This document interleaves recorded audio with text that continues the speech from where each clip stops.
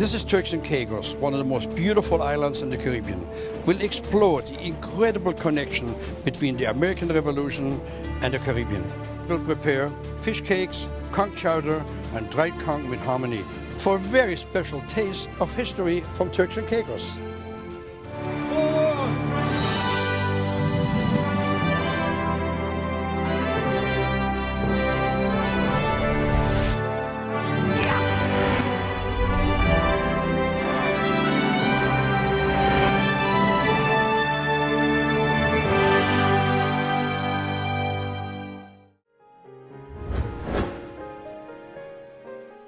We're making some fantastic recipes right here in Cheshire Hall, a historic cotton plantation in Turks and Caicos. Chef Colin, how are you doing? What you got? Look, that is gorgeous. I got some lovely fresh island princess conch from right here in Turks and Caicos. I actually got them fresh from the Conch Farm. You got a conch farm on the island? Yeah, you want to go check it out? That'd be cool. Let's Can we go? All Let's right. go.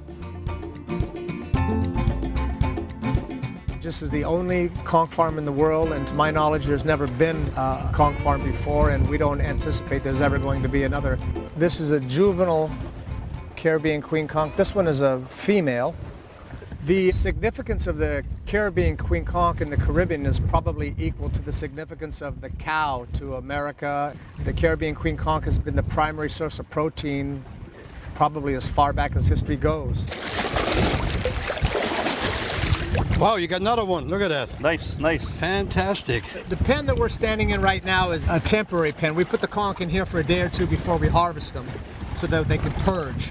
The pens that you see out here in the subsea pasture, these pens are all loaded with conch in varying degrees of development. Some of them are 2 years old, some of them are close to 4 years old. We routinely come out about once a week and do what we call wrangling conch. We swim out here in the pasture and remove the conch that have escaped, put them back in the Kind of pens. like wrangling cattle? Yes. The animal that actually comes out of the egg prior to metamorphosis has just a speck of calcium, and that calcium is the beginning of the development of the shell. The shell continues to grow in a spiral with the animal contained inside. Out here in the pasture, these animals grow grass on their back sort of as a camouflage. Natural camouflage. And when we look for them outside the pens, we look for the grass patches. Beautiful. And the conch is in there, but I don't think it's trying to come out anytime soon. Hey, two chefs holding the conch shell. Would you want to come out? I don't think so. The animal typically matures at about 4 years, and that manifests with what we call a flaring of the lip, the very leading edge of the shell. That's an indication that the animal has reached sexual maturity. Richard, Thank you. let me tell you something. I never knew how much I could learn about conch.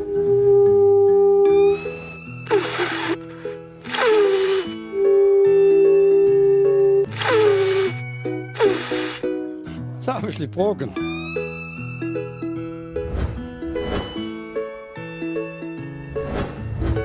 I left Chef Colin over at the Conch Farm. We're having too much fun. But lucky for me, I have Chef Chris over here. And what we're going to do today is a fantastic conch chowder. Now, I saw some old recipes that were documented many years ago, in the 18th century, where they actually put baby conch, maybe smaller than that, I don't know exactly the size, right into the actual chowder. Into the chowder, yeah. It's actually to give it some flavor. Flavor, and it will look pretty cool when you dish it out, I would say. Yeah, for sure. Fantastic. So right now, we're going to chop some of the more mature conch. Now, the conch that we use for cooking and the conch that most people use is about a 4-year-old conch, about the size of that, if not bigger, because there's hardly any flesh in those ones. It's just a lot of flavor. So you find all the flesh in this one? Correct, which you have right there.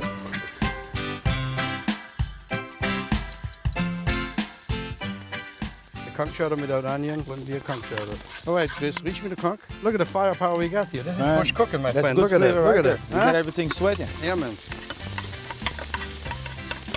How much time you want to sweat this together before you add the wood vegetable, Chris? So 3-4 minutes. You know, there's no other location besides Philadelphia and Boston that had more to do with the American Revolution than the Caribbean.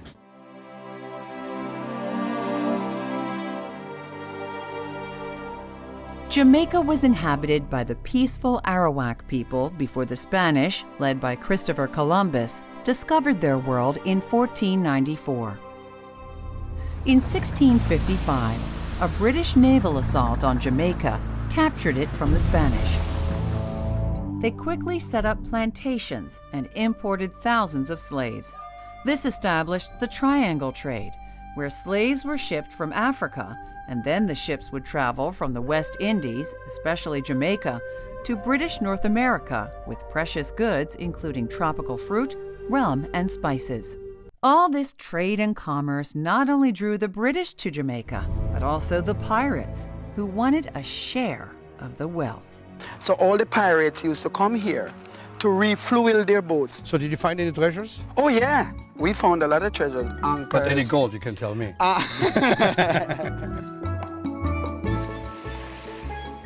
We're gonna peel some sweet potatoes. My grandma loved this so much. If she don't have sweet potatoes, she don't make the soup. Here you go, Walter. Fantastic. So what we got there? We have sweet potato, regular white potatoes, celery, and carrots. We're gonna add some tomato paste for Fantastic. flavor Yep. and color. Yep. Okay, we're gonna let that simmer for A maybe little bit, yeah. Here you go. A little flour inside. Yeah. Here we go with the fish stock. All right.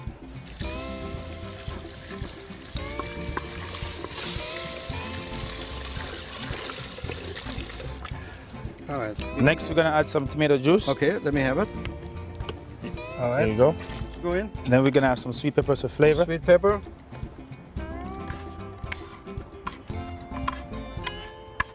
Now some tomatoes. Those are de-seeded Roma tomatoes. Give some beautiful flavor. Not high in acidity. Perfect. Now at the end, we're gonna add some habanero peppers. One whole and a few sliced. There we go. Parsley.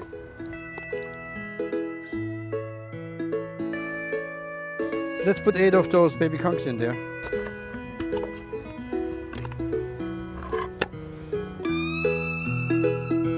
So Chris, let's taste our handiwork. Oh wow, Oh, what, what a man. flavor, huh? You're the best, Chris. Fantastic. What a flavor. It's difficult to appreciate today just how much of the American Revolution was fought right here in the Caribbean. In 1781, Washington sent what remained of his beleaguered troops for a surprise attack against British forces stationed in Yorktown, Virginia. With the help of the French, Continental soldiers surrounded Yorktown, trapping Lord Cornwallis and his British troops in a siege. Cornwallis's only hope was from British ships arriving from St. Lucia. The British captured St. Lucia so they could spy on the French Navy in nearby Martinique.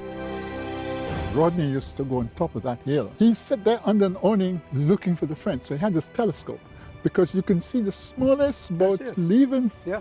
yes, Martinique right on the horizon.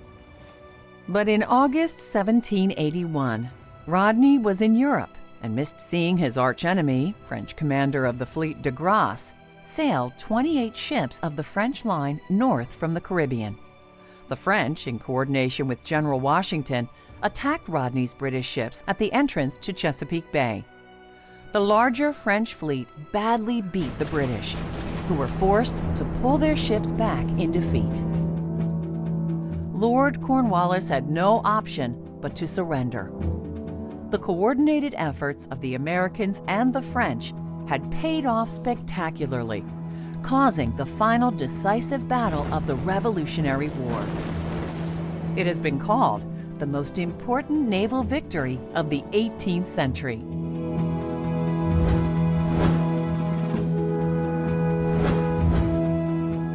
Here in Turks and Caicos, we got beautiful food, and actually, Chef Mirage and I. How you doing, Walter? What are you going to show me? Well, today I'm going to show you how to make a codfish cake. I have two wonderful fish that I'm going to use to make the codfish cake. All right, let's go do it. So first, we're going to put the potato to boil. And you're using both white and sweet, right? That's right, exactly, to give it a little bit of flavor. Yeah. You understand?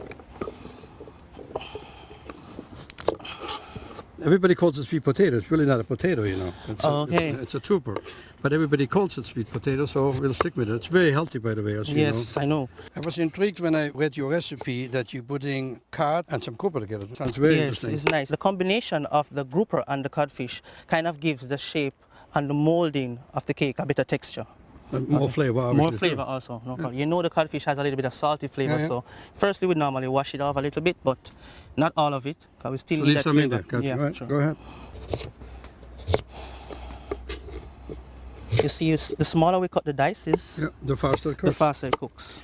And you say this is something on a Sunday meal you would find in somebody's home? Sure. You know, you have the kids running around in the home making a little bit of noise. You want to keep them quiet, you do something fast for them.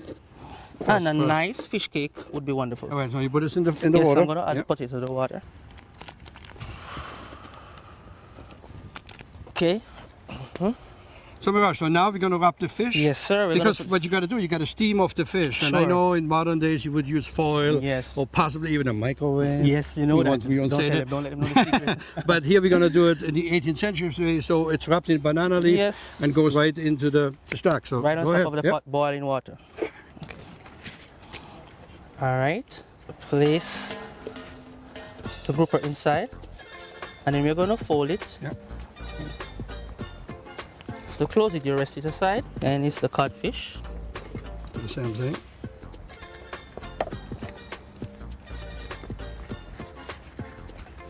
You kind of close it in a little bit.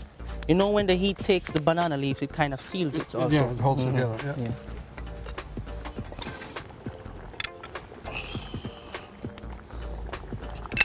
So cool. Yeah. Let me hand you over the fish. Sure, thank you.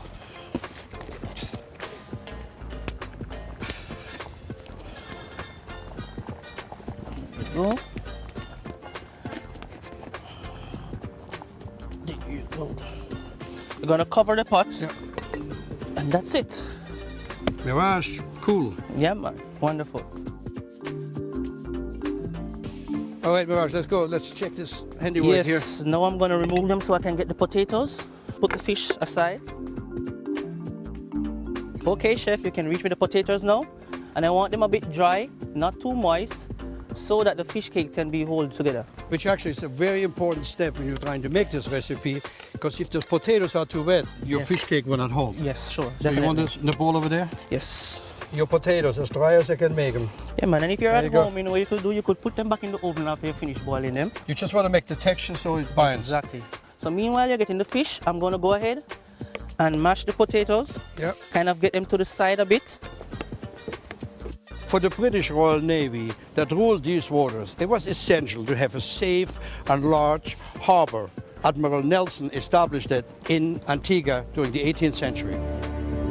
British Admiral Horatio Nelson arrived in Antigua in 1784 to command a small ship repair harbor that became known as Nelson's Dockyards. In his few short years here, Nelson transformed English Harbor into the busiest and most important British naval outpost outside of London, and his career as Britain's most beloved naval officer had begun. They came here primarily for the hurricane season.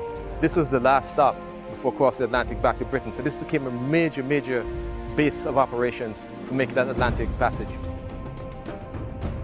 Gigantic wooden frigates would be moored right here, and enormous capstan would then be manned by 180 sailors to be able to pull the ships to their side so repairs could be made.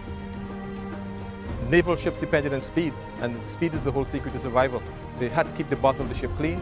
It took a couple of weeks, because when you think about it, each cannon had to weigh several tons, and you have up to 30 guns, 40 guns. Watch out! They came here to get medical repairs too. When you have fevers going through the ships, they'd come in here to use the hospital facilities. Nelson, his favorite exercise every morning would be to have 7 pails of water, salt water, dumped over his head. And the women from the village used to swim out to the ships to try and sell provisions to the sailors. They actually had more alcohol-related accidents than people who died in warfare. More people died while being drunk, falling from the rigging, than in battle.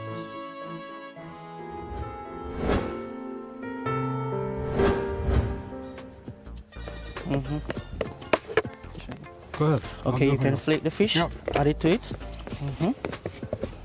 Mirage, I'm at your service. Yeah, thanks. And you're doing a great job. Thank you. I'm gonna add a little bit of salt and give it a little bit more flavor. You know what? I can tell the banana leaf. Yeah.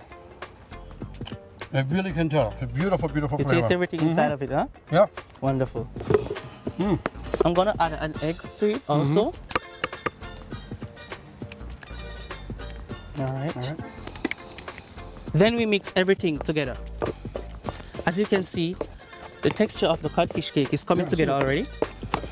And all it gets now, what is the chopped parsley? Just a little bit of parsley And- some herbs. And I'm going to put a little lemon juice inside of it also. So you could kindly help me by adding the parsley. Okay? All right. Then I'm going to mix again. Now the important thing, and Miraj, as you obviously know it in commercial kitchens, now this mixture needs to be set up. So you got to put it in the fridge.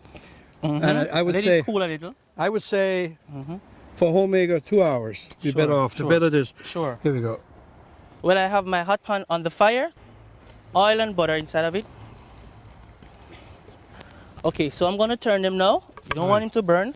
So Miraj, Yes, Walter. that is a killer recipe, I tell you. It feels so good. I know you'd love it. And it's simple, but what's nice is the ingredients are all in harmony. Sure. So it's a beautiful dish. It feels good, and everybody's got to make it. You know, Ben, I'm going to be Oh, making it's it. something nice when you're home with the family. You sit down, you make it, and everybody come around and enjoy. Thank you very All much. right? Yeah, man. Great man. Nice, Walter. Nice to meet Fantastic, thanks. You know, the setting reminds me so much of Exuma. In the 18th century, after the Revolutionary War, many of the loyalists had to leave in a hurry to come and settle in Exuma, which for some was not such a good idea because nothing really grows in Exuma. The end of the American Revolutionary War was made official with the Treaty of Paris, signed by Benjamin Franklin and John Adams.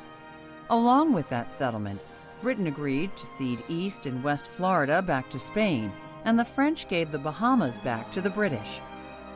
For Dennis Roll, a British loyalist and plantation owner in Florida, it was clearly time to leave. The British were no longer welcome there, so his government encouraged Roll to relocate his entire plantation to the uninhabited island of Exuma in the newly reacquired Bahamas. That's when Roll's troubles and that of his slaves really started. He left South Florida with 152 slaves, with only 42 surviving the trip. But they attempt to go here. Well, the first attempt was cotton, because cotton was the big money maker at that time. But because of the soil, cotton didn't survive, so they turned to grain. Pick up, come here, and hope for the best. Exactly. When the loyalists left, and these slaves were left on these lands, they had to fend for themselves.